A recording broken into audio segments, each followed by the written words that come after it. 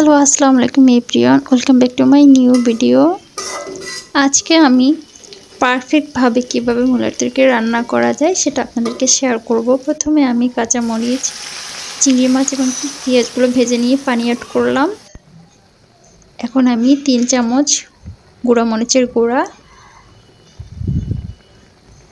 1 চামচ হলুদের গুঁড়া অ্যাড করব, সাথে 1.5 চামচের মতো লবণ দিয়ে দিব।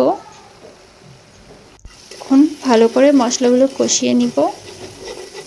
যখন মশলাগুলো একেবারে খয়েরি রঙের হয়ে যাবে তখন তরকারিগুলো অ্যাড করব। মশলা কষানো শেষ। এখন আমি ধুয়ে রাখা বেগুন আর মূলাগুলো অ্যাড করব, ভালো করে কষিয়ে নিব। এভাবে ভালো করে তরকারিগুলো কষিয়ে নিব। মূলা থেকে যখন পানিগুলো সম্পূর্ণ শুকিয়ে যাবে তখন তরকারিতে পানি অ্যাড করব।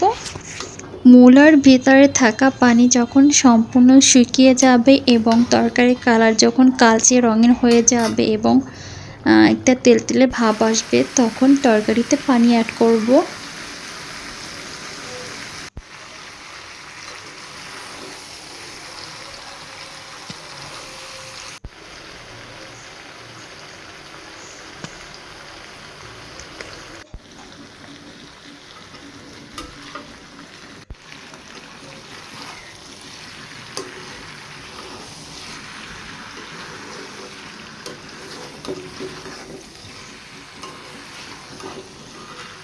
তরকারি কষানো শেষ। এখন আমি পরিমাণ মতো পানি অ্যাড করব।